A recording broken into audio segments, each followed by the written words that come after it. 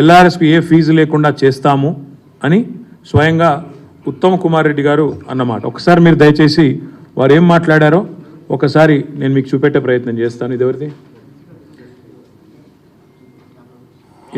ఇది బట్టి విక్రమార్క గారు. పార్టీ సంబంధించిన నాయకత్వం కానీ రాష్ట్ర ప్రభుత్వం కానీ రాష్ట్ర ప్రజలపైన ఏదో రకంగా పెద్ద ఎత్తున పడి పన్నుల పేరు మీదనో లేదా ఇంకో దాని పేరు మీదనో వాళ్ళ రక్తాన్ని పీల్చాలనేటువంటి ఆలోచనతో రాష్ట్ర ప్రభుత్వం ఉంది. అన్ని రిజిస్ట్రేషన్లు ఆపి పెద్ద భయాందోళనకు గురి చేస్తా ఉన్నారు ఈరోజు రాష్ట్రంలో. మీరు ఎల్ఆర్ఎస్ కడితేనే రిజిస్ట్రేషన్ అంటున్నారు. రిజిస్ట్రేషన్ ఆపే హక్కు మీకెవడిచ్చిందండి? మేము రాష్ట్ర ప్రజలందరూ కూడా కాంగ్రెస్ పార్టీ పక్షాన విజ్ఞప్తి చేస్తూ ఉన్నాం. భయపడమాకండి. నేను నిన్న మొన్న ఇప్పటికిప్పుడుగా మీరు తీసుకొచ్చిన అప్పులన్నింటినీ కట్టడానికి ఆ అప్పుల భారం ఈరోజు ప్రజల మీద వేస్తూ ఉన్నారు ఈ రకంగా. సో ఇది మంచిది కాదని మేము గతంలో కూడా చెప్పాం. ఇంకా 2-3 సంవత్సరాల తర్వాత ఇంకెట్లా ఉంటుందో ఒక్కసారి ఆలోచిస్తేనే భయాందోళనగా ఉంది. ఈ భారాన్ని భరించలేక ఒక అర్థం చేసుకొని ఒక కంక్లూజన్కి వచ్చారు. ఎన్నికలు ఎప్పుడు వస్తాయా, దీన్ని ఎప్పుడు పడిద్దామని. మీరెవరు ఆందోళన పడబాకండి అని చెప్పి నేను వారికి విజ్ఞప్తి చేస్తూ, వీలైతే అసలు కట్టబాకండి, మీ అందరికీ వెసులుబాటు కలిగిస్తాం. వాళ్ళకి వీలైతే కట్టబాకండి, మీకు అందరికీ వెసులుబాటు కలిగిస్తాం. ప్రజల రక్తమాంసాలు పీలుస్తున్నారు.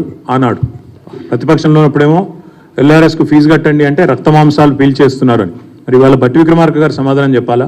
మరి మీరు కూడా ఇప్పుడు రక్తమాంసాలు పీలుస్తున్నారా? లేక ఫీజులు కట్టమని ఏదైతే సేమ్ మేము ఏదైతే ఫీజు చెప్పామో అదే పెట్టి మీరు మార్చి 31 లోపల కట్టాలని చెప్పి మెడ మీద కత్తి పెట్టి ఈ రాష్ట్రంలోని మధ్యతరగతి ప్రజల రక్తమాంసాలను తాగుతున్నారా? చెప్పాలి.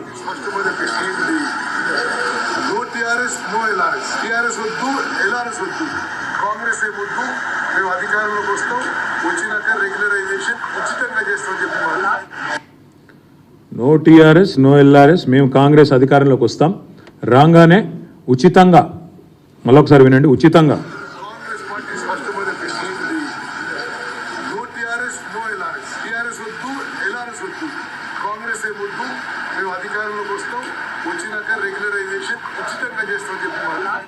మేము అధికారంలోకి వస్తాం, రాగానే ఉచితంగా చేస్తాం. ఇది ఆనాడు ఉత్తమ్ కుమార్ రెడ్డి గారు. ఇది సీతక్క గారు. అంటే దోచుకోవడానికి, దాచుకోవడానికి, ప్రజల దగ్గర చిల్లిగా అవ్వలేకుండా చేయడానికి ఇదొక నాటకం. ఈరోజు వీళ్ళు ముగ్గురు మంత్రులు, ఒకరు ఉప ముఖ్యమంత్రి, ఇద్దరు మంత్రులు, ముగ్గురు మంత్రులు సీతక్క గారు, ఉత్తమ్ కుమార్ రెడ్డి గారు, కోమటిరెడ్డి వెంకటరెడ్డి గారు. కోర్టుకు పోయిన కోమటిరెడ్డి వెంకటరెడ్డి గారు మంత్రి, ఎల్ఆర్ఎస్ వద్దు అని, ఎల్ఆర్ఎస్ ఉచితంగా చేస్తామని చెప్పిన ఉత్తమ్ కుమార్ రెడ్డి గారు మంత్రి, ప్రజల దగ్గర చిల్లిగవ్వ లేకుండా దోచుకోవడానికే రుసుము పెట్టినారు అన్న సీతక్క గారు మంత్రి, ఎల్ఆర్ఎస్ అనేది అసలు కట్టవద్దు, ఇది కరెక్ట్ కాదు అని చెప్పిన మన బట్టి విక్రమార్క గారు ఉప ముఖ్యమంత్రి. నేను ఇవాళ ఈ ముగ్గురు మంత్రుల్ని, ఉప ముఖ్యమంత్రి గారిని, కాంగ్రెస్ పార్టీ ప్రభుత్వాన్ని ఇవాళ నేను సూటిగా అడుగుతా ఉన్నా.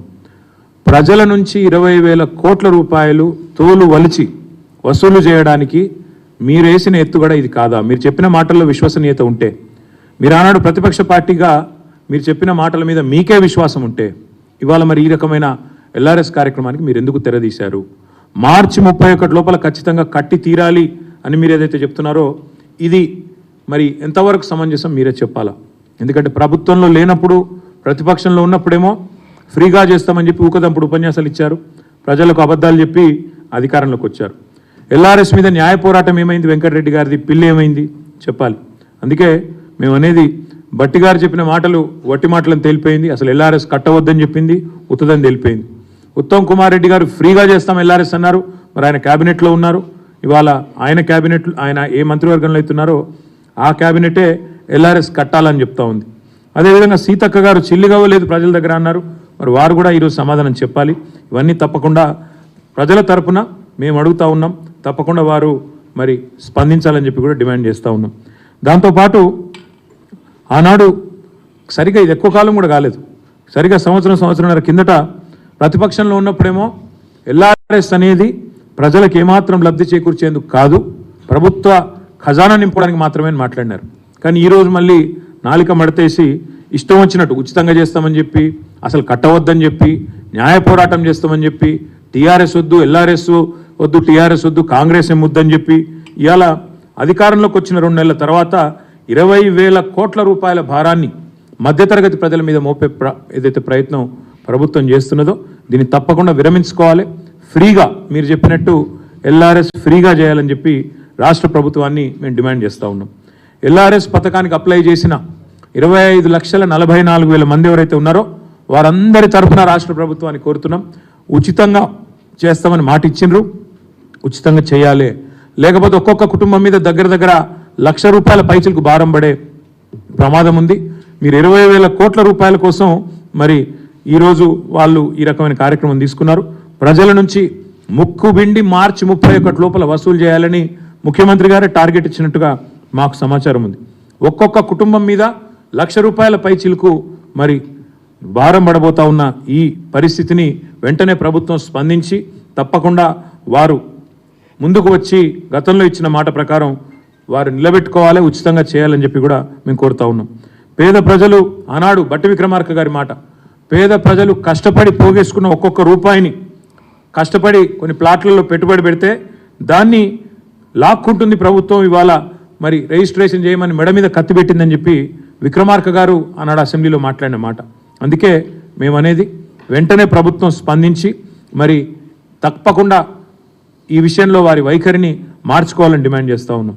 ఆ రోజు బట్టి విక్రమార్క గారు చేసిన డిమాండ్ని నేను పునరుద్ఘాటిస్తూ ఉన్నా. రిజిస్ట్రేషన్ ఆల్రెడీ అయిపోయింది, మళ్ళీ ఎల్ఆర్ఎస్ ఎందుకు కట్టాలి, అసలు ఎల్ఆర్ఎస్ కట్టకపోతే రిజిస్ట్రేషన్ ఆపే అధికారం మీకు ఎవడిచ్చిండు అనే మాట ఏదైతే అన్నారో నేను వారిని అదే గుర్తు చేస్తూ ఉన్నా. ఉచితంగా రెగ్యులరైజేషన్ చేస్తామన్న ఉత్తమ్ కుమార్ రెడ్డి గారి మాటలు ఒట్టి మాటలా లేదా నిజంగా చిత్తశుద్ధితో చెప్పిన మాటలా తప్పకుండా వారు సమాధానం చెప్పాలి అనే మాట కూడా నేను డిమాండ్ చేస్తూ ఉన్నా. దాంతోపాటు ఆ రోజు ప్రతిపక్షంలో ఉన్నప్పుడు ఒకలాగా, అధికారంలో ఉన్నప్పుడు మరొకలాగా వ్యవహారం చేస్తున్న మీ తీరును కూడా ప్రజలు గమనిస్తున్నారు. 25 లక్షల కుటుంబాలు, ఒకటి కాదు రెండు కాదు, 25 లక్షల కుటుంబాలకు సంబంధించిన ముఖ్యంగా పేద దిగువ మధ్యతరగతి కుటుంబాలు మరి మార్చి 31 లోపల మెడ మీద కత్తి పెట్టి కట్టాల్సిందే అని ముక్కుబిండి వసూలు చేసే ప్రయత్నం ఏదైతే చేస్తున్నారో దీన్ని తప్పకుండా నిరసిస్తున్నాము, ఖండిస్తున్నాము. తప్పకుండా క్షేత్రస్థాయిలో పోరాటాలకు కూడా పిలుపునిస్తూ ఉన్నాం. ఒకవైపు ఇప్పటికే పంటలు ఎండుతూ ఉన్నాయి, నీళ్లు లేక పంటలు ఎండుతూ ఉన్నాయి. మరి ఒకవైపు రైతు కుటుంబాలు కానీ దిగువ మధ్యతరగతి కుటుంబాలు కానీ ఇబ్బందుల్లో ఉన్నాయి.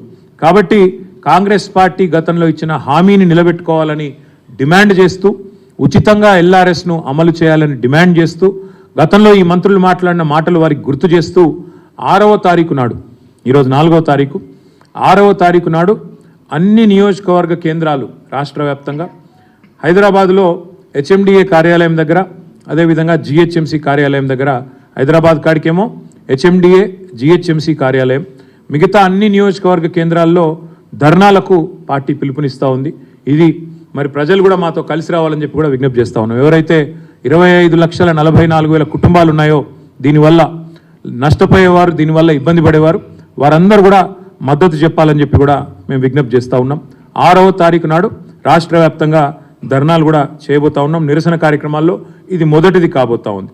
తదనంతరం జిల్లా కేంద్రాల్లో కూడా మరి జిల్లా కలెక్టర్లను కలవడం, అదేవిధంగా రెవెన్యూ ఆర్డీఓ గారు, కలెక్టర్లు అక్కడ కలెక్టర్లు, లేని చోట ఆర్డీఓలు ఉన్న అక్కడ ఆర్డీఓలను కూడా కలిసి మా పార్టీ తరఫున, బాధితుల తరఫున వినతి పత్రాలు కూడా అందజేస్తాం.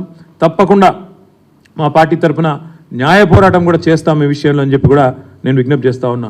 గతంలో మరి పిల్లేసిన వెంకటరెడ్డి గారు, గతంలో పెద్ద పెద్ద మాటలు చెప్పిన బట్టి విక్రమార్క గారు, ఆనాడు ఫ్రీ అని ఇవాళ ఫీజు అడుగుతున్న పెద్దలు ఎవరైతున్నారో వీరందరినీ కూడా నేను విజ్ఞప్తి చేస్తూ ఉన్నా, స్పందించండి. తప్పకుండా మీరు స్పందించి మీ వైఖరి మరి మార్చుకొని తప్పకుండా మీరు ముందుకు రావాలని విజ్ఞప్తి చేస్తూ, మరి ఈ వీడియోలు ఏవైతే బట్టి గారు చెప్పిన మాటలు, ఏదైతే సీతక్క గారు చెప్పిన మాటలు, ఉత్తమ్ కుమార్ రెడ్డి గారు చెప్పిన మాటలు ప్రతి గ్రామానికి, ప్రతి పట్టణానికి కూడా సోషల్ మీడియా ద్వారా కూడా విస్తృతంగా పంపిస్తాం. వీళ్ళ ద్వంద్వ వైఖరిని, వీళ్ళ 2 నాలుకల విధానాన్ని, ప్రతిపక్షంలో ఉన్నప్పుడు ఒకలాగా, అధికారంలో ఉన్నప్పుడు మరొకలాగా మాట్లాడే వైనాన్ని కూడా ఎండగడతాము. తప్పకుండా 6వ తారీఖు నాడు అన్ని నియోజకవర్గ కేంద్రాల్లో నిరసనలు, 7వ తారీఖు నాడు అన్ని ఆర్డీఓ కార్యాలయాలు, అదేవిధంగా కలెక్టర్ ఆఫీసులను కాడ 33 జిల్లాల్లో కలెక్టర్లకు కూడా విజ్ఞాపన పత్రాలు ఇస్తాం. అప్పటికి ప్రభుత్వం దిగిరాకపోతే న్యాయ పోరాటం కూడా ఈ 25 లక్షల కుటుంబాల తరపున చేస్తాము. మేము కూడా ప్రజలకు విజ్ఞప్తి చేస్తూ ఉన్నాం. ఎల్ఆర్ఎస్ కట్టమని ఎవరైతే అధికారులు ఒత్తిడి చేస్తూ ఉన్నారో, ఫోన్లు చేస్తూ ఉన్నారో వారిని అడగండి, నిలదీయండి. మరి మీరే చెప్పారు కదా కాంగ్రెస్ వస్తే ఫ్రీగా ఎల్ఆర్ఎస్ అని చెప్పారు కదా, ఇవాళ ఎందుకు మాట నిలబెట్టుకోవట్లేదు అనే మాట కావాలంటే ఉత్తమ్ కుమార్ రెడ్డి గారి వీడియోని, బట్టి విక్రమార్క గారి వీడియోని, సీతక్క గారి వీడియోని ఆ అధికారులకు వినిపించి చూపెట్టి తప్పకుండా నిలదీయండి, అడగండి అని చెప్పి కూడా ప్రజలకు విజ్ఞప్తి చేస్తూ ఉన్నాం. ఎందుకంటే ప్రశ్నించకపోతే న్యాయం లభించదు.